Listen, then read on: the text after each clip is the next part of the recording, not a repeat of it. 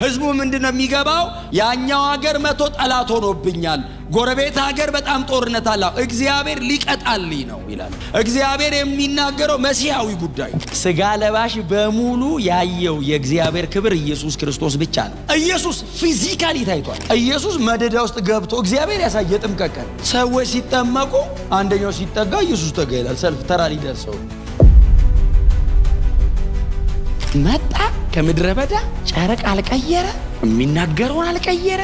የሚናገረው ለህዝቡ ብቻ አይደለም፣ ለቤተ መንግስትም ያው ነው። ምንም አያረገውም። ሄሮድስን ሰውየው የህይወት አቋሙ ውልቅልቃቸው ነው የሚያወጣው። ብዙ ነገር አትሞክሩ። ለአንድ ነገር ሙቱ፣ አንድ ነገር ኑሩ፣ አንድ ነገር ላይ ድከሙ። ስርጓጎጣማው ይጠረግና ተስተካክሎ ሜዳዩን የተጣመመ ካለ ይቃና። ለምን? የሚመጣ እግዚአብሔር አለ። ማን ነው መንገድ የሚያዘጋጅለት? እናንተ። በምን አቅሜ ነው መንገድ የምሰራው? ይሄ መንገድ አያስኬደው። እሱ ትልቅ አምላክ ነው፣ ምድር እግሬ መረገጫ ያለ አምላክ።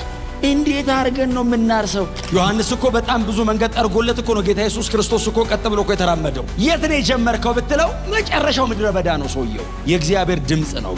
በዮሐንስ እጅ ተጠምቆ አገልግሎት የጀመረው ጌታችን ኢየሱስ ክርስቶስ የእግዚአብሔር ክብር ነው። ስለዚህ ዮሐንስ ለክብር ነው መንገድ የሚጠርገው። ነብዩ ኢሳይያስ በጣም እኛ በገባን መጠን ያክል እንኳን ባይሆን በጣም ግልጽ በሆነ አይደል መንገድ እንደሚገባው በጣም ተስፋ አረጋለሁ። እኛ ኦሬዲ እዚህኛው ኪዳን ውስጥ ያለን ሰዎች ስለሆነን መጽሐፍ ቅዱሱ በጠቅላላው ምን እንደሚናገር እናውቃለን። ምን እንደሚናገር መጽሐፍ ቅዱስ ይገባናል። ስለዚህ አንድ ሐሳብ ሲጀመር ምን ጋር እንዳለ እናውቃለን።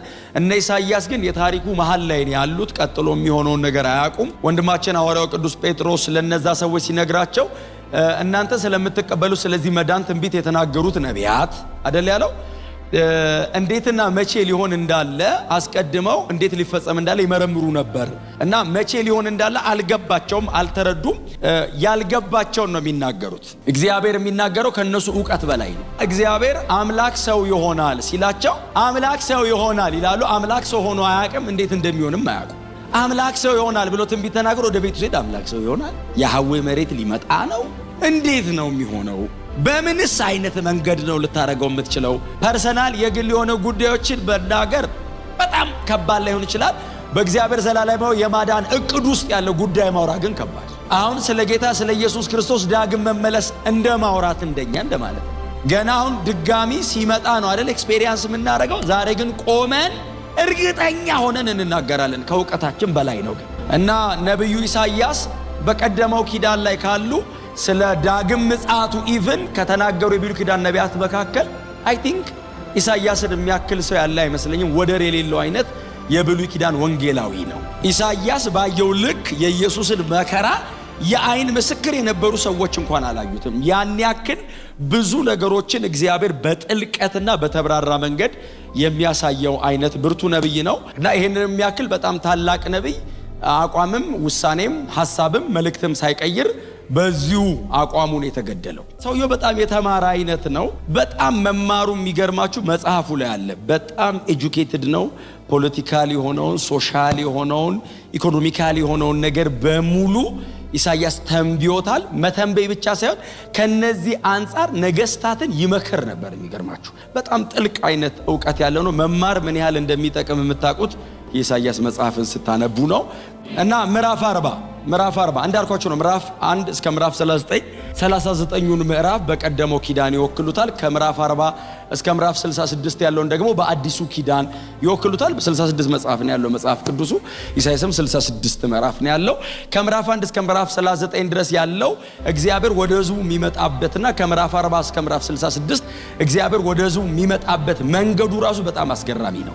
በጽድቅ በፍርድ እግዚአብሔር በቀደመው በ39 ምዕራፍ ላይ በጣም ጠንከር ባለ አይነት መንገድ ይመጣል። ከምዕራፍ 40 እስከ ምዕራፍ 66 በመካስ በመማር እግዚአብሔር በጣም በስፋት በኢሳይያስ መጽሐፍ ላይ እንደው ኢየሱስ ክርስቶስ ማለት ነው የሚቀረው እንጂ ባሪያዬ መሲሁ የምልከው አገልጋዬ እያለ በጣም ኢሳይያስ በግልጽ ከምዕራፍ 40 በኋላ ስለ ጌታ ስለ ኢየሱስ ክርስቶስ አገልግሎት በስፋት ይጠቅሳል። ስለዚህ በመጽሐፍ ቅዱሳችን ውስጥ ያለው ትንሹ መጽሐፍ ቅዱስ ምዕራፍ 40 ላይ እግዚአብሔር በነብዩ ኢሳይያስ በኩል መተንበይ ወይንም እግዚአብሔር የሚቀጥለውን ዘመን መናገር ጀመረ። በጣም በተለየ አይነት መንገድ የሚቀጥለው ነገር መናገር ጀመረ። ከቁጥር 3 ጀምሮ ከወንድማችን መጥምቁ ዮሐንስ አገልግሎት ጋር ቀጥተኛ ነው አይደል? ለዮሐንስ የተነገረ ትንቢት ዮሐንስ ኢቭን ለማገልገል ወደ ኢየሩሳሌምና ወደ ይሁዳ ከተሞች ሲመጣ መጀመሪያ የተጠቀመው የመጽሐፍ ቅዱስ ክፍል ማነህ ሲሉት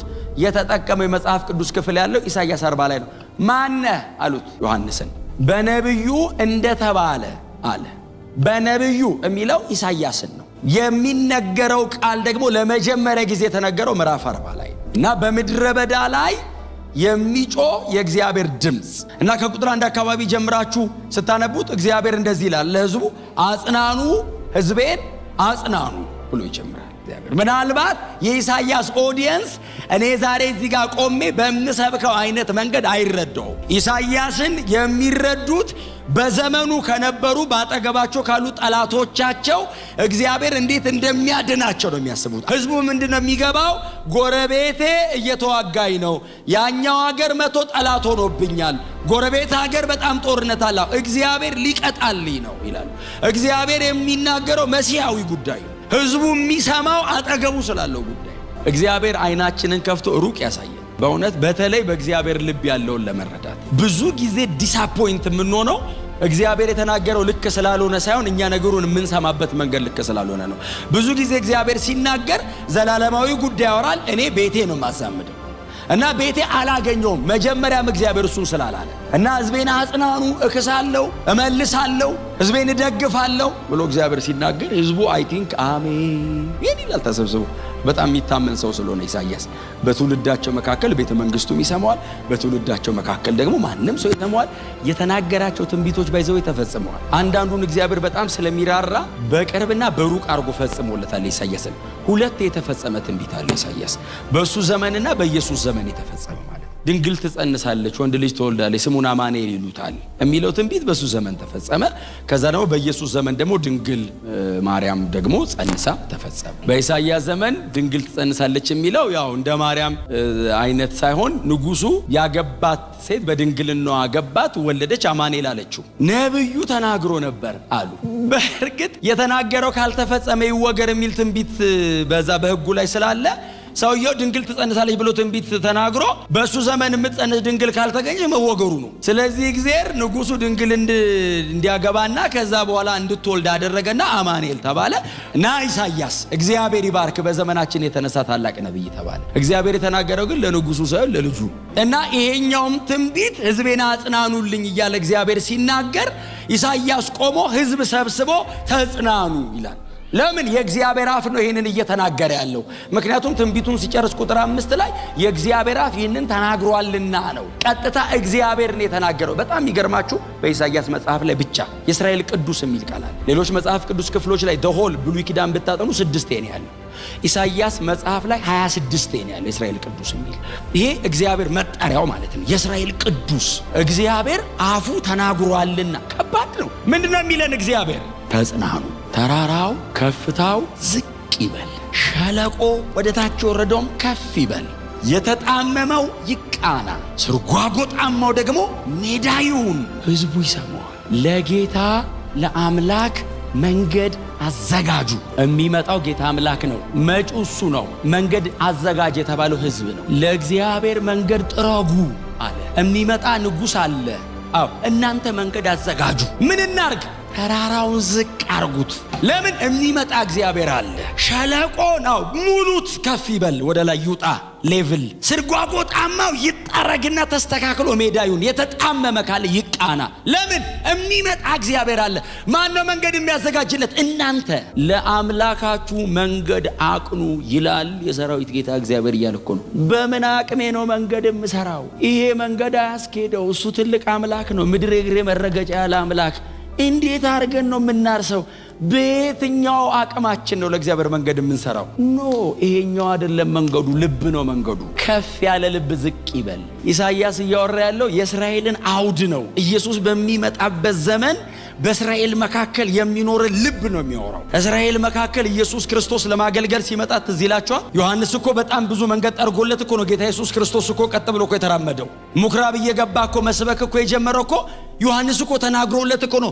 400 ዓመት የተዘጋ በተዘረጋ ሰማይ በ400 ዓመት መካከል ያልተፈጠረ ትምህርት ያልተጀመረ ትምህርት የለም እኮ በእስራኤል መካከል። እግዚአብሔር ዝም ስላለ መሃል ላይ ብዙ ትምህርት ፈጥረዋል። በጣም ብዙ ነገር አድርገዋል። ያንን አባጣ ጎርባጣውን ያቃናው ዮሐንስ መጣ እየጮኸ። በጣም ልባቸው በፕራይድ የተያዙ ነበሩ፣ ማይሰሙ ኢየሱስን እንኳን ወደ ሸንጓቸው አስገብተው የሰሙት ሊሰቅሉት የፈለጉ ቃል አያስገቡ። በፍጹም ሕጉን ያውቁታል። ተራራማ ናቸው። እንዲህ አትነካውም። ዮሐንስ እንደዚህ አለ፣ ዝቅ ይበል። ጠፍርን የታጠቀው ምድረ በዳን የኖረው የበረሃ ማር ነው የሚበላው። ፕሮፋይሉ በጣም ረጅም አይደለም፣ እምታከብረውም አይደለም። የት ነው የጀመርከው ብትለው መጨረሻው ምድረ በዳ ነው ሰውየው። የእግዚአብሔር ድምፅ ነው ግን እየጮኸ መጣ። ተራራው ዝቅ ይበል። የአይሁድ ሕግ መምህራን ሲመጡ ዝቅ በሉ፣ ተስተካከሉ፣ ተመለሱ።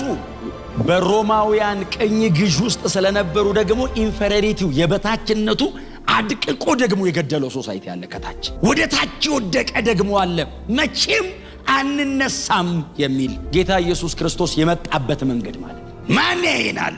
አምላካችን እግዚአብሔር የት አለ የሚሉበት፣ ሮማውያን የፈለጉትን በሙሉ የሚያደርጉበት ጊዜ ስለሆነ እጅግ ደቆ ደግሞ ይወደቃ አለ። ዮሐንስ ይመጣና ተነስ ይለዋል። ተነስ፣ የሚመጣ አለ፣ ለጌታ መንገድ ነህ፣ ተነስ፣ በአንተ ትውልድ መካከል የእግዚአብሔር ክብር ይገለጣል ይለዋል። የተጣመመውን ያቃናሉ፣ ስርጓጎጡ ሜዳ ይሁን ይላል። ይሄ የዮሐንስ አገልግሎት እኔ ብዙ ጊዜ ነው መጠቅሰው ዮሐንስ። ሰው እንዴት ለዚህ ብቻ ኖሮ ይሞታል? ሰው እንዴት ሌላ ህይወት አይኖረው? መጣ ከምድረ በዳ ጨረቅ አልቀየረ፣ የሚናገረውን አልቀየረ።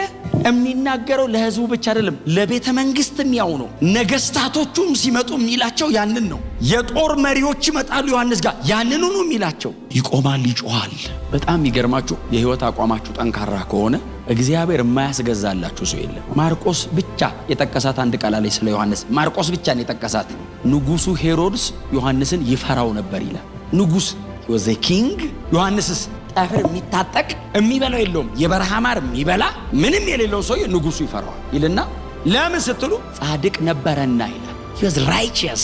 ቤተ መንግስቱ የሚንቀጠቀጠው የጦር እንትን አለው ብሎ አይደለም፣ ዮሐንስን ጻድቅ ነው ብሎ ምንም አያረገውም። ሄሮድስን ሰውየው የህይወት አቋሙ ውልቅልቃቸው ነው የሚያወጣው። በእውነት ነው የምላችሁ፣ ብዙ ነገር አትሞክሩ። ለአንድ ነገር ሙቱ፣ ለአንድ ነገር ኑሩ፣ አንድ ነገር ላይ ድከሙ። የወል ርዕስ አለን ኢየሱስ የሚል አትለውጡ። ኢየሱስም እንትንም የምትሉ ከሆነ ነው የማትችሉት። ክራይስት ሴንተር ከሆናችሁ ከጥቂት ጊዜ በኋላ ምድሪቱን እንከድናታለን። እውነቴን ነው የምላችሁ። ወንጌል የኛ አይደለም የእግዚአብሔር ነው። እሱ አካባቢ ከቆየ እግዚአብሔር ይሰራል በህይወት። እና ዮሐንስ እንትኖቹ ይመጣሉ አይደል? ቀረጥ ሰብሳቢዎቹ ንስሐ ግባ እያለ ያጠምቀዋል። እንደገና ደግሞ የሮማውያን ደግሞ አሉ። እነሱም ሲመጡ ይጮሃል። ምንድነው ይሄ እብድ ይሉታል። ይጮሃል፣ አይቀይርም። ለኢየሱስ መንገድ ጠራጊ ስለነበረ ኢየሱስ ደግሞ መንገዱን የሚመጣው በዮሐንስ በኩል ነበር። እና ኢሳይያስ ቀጥታ አንድ ላይ ነው የሰፋው ቁጥሩን የዮሐንስና የኢየሱስን። ታላቅና እድለኛ ነብይ ነው ዮሐንስ። የመጨረሻ የብሉይ ኪዳን ነብይ ነው፣ ግን በጣም ታላቅ ነው። እኔ አይደለሁም ያልኩት፣ ራሱ ጌታችን ኢየሱስ ክርስቶስ ነው የመሰከረለት። በጣም ታላቅ፣ ቀጥሎ እድለኛ ነብይ ነው። እግር በእግር ተከትሎት የመጣው መሲህ ነው። ከዚህ በላይ በረከት ከየት ይመጣል? ዮሐንስ መንገድ እየጠረገ እግሩን ብድግ ሲያደርግ መሲሁ ይከተለዋል። ከዮሐንስ በኋላ የሚመጣ መልእክተኛ የለም። የመጨረሻው የእግዚአብሔር መልእክተኛ ነው የሚመጣው። ጌታ ኢየሱስ ክርስቶስ ብቻ ነው የሚመጣው። እና እያስተካከል ዮሐንስ ገብቶታል። ኢየሱስ የትኛው እንደሆነ ያላወቀው እንጂ ፕሮግራሙ ገብቶታል። የእግዚአብሔር ክብር ይገለጣል እያለ ይጮሃል። ተስተካከሉ፣ ህይወታችሁ ይስተካከል፣ እኔ የእግዚአብሔር ድምፅ ነኝ ይላል። ማንኛው የእግዚአብሔር ክብር እንደሆነ ግን አላወቀ። ኢሳይያስ በጣም በጥንቃቄ ነው የተነብያት። ዮሐንስን ከፊት የሚሄድ የሚጮህ ድምፅ አለውና ኢየሱስን የእግዚአብሔር ክብር አለው። አሁን አገልጋይ ይመጣል አይደለም ያለው፣ የእግዚአብሔር ክብርም ይገለጣል። መሬት ላይ ወርዶ በዮሐንስ እጅ ተጠምቆ አገልግሎት የጀመረው ጌታችን ኢየሱስ ክርስቶስ የእግዚአብሔር ክብር ነው። ኢሳይያስ እንደዚህ አለ፣ የእግዚአብሔር ክብር ይገለጣል አለና ስጋ ለባሽም ሁሉ በአንድነት ያየዋል። ስጋ ለባሽ በሙሉ ያየው የእግዚአብሔር ክብር ኢየሱስ ክርስቶስ ብቻ ነው። ኢየሱስ ፊዚካሊ ታይቷል። ቅዱስ ቅዱሱ የተመረጠው አይደለም። ስጋ ለባሽም ሁሉ በአንድነት ሊትራሊ ኢየሱስ የእግዚአብሔር ክብር ነው። ስለዚህ ዮሐንስ ለክብር ነው መንገድ የሚጠርገው። የሰው ልብ በሙሉ ሌቭል ካረገ በኋላ ጌታ ኢየሱስ ክርስቶስ በጣም ፎርማል በሆነ መንገድ ነው የመጣው። አምላክ ነኝ ብሎ ከሰማይ አልወረደም አይደል? ከሰማይ ቀጥ ብሎ ወርዶ አገልግሎት ጀምራለሁ አላለም። በጣም ፎርማል ነው አመጣጡ። ማንኛውም እስራኤላዊ በሚሄድባት መንገድ ነው የገባው ወደ አገልግሎት። ከሚጠመቁ ሰዎች መሃል ገባ። ኢየሱስ መደዳ ውስጥ ገብቶ እግዚአብሔር ያሳየ ጥምቀቀን ሰዎች ሲጠመቁ አንደኛው ሲጠጋ ኢየሱስ ተጋ ይላል። ሰልፍ ተራ ሊደርሰው የእግዚአብሔር ክብር ሰው መሃል ሊጠመቅ ገብቶ የእግዚአብሔር ክብር አልነበረም። የእግዚአብሔር ክብር ነው ኢየሱስ። ታሪክ አይደለም የማወራላችሁ። ዛሬም የእግዚአብሔር ክብር ነው ኢየሱስ። ዮሐንስ ዛሬ የለም፣ ኢየሱስ ግን ዛሬም የእግዚአብሔር ክብር ነው።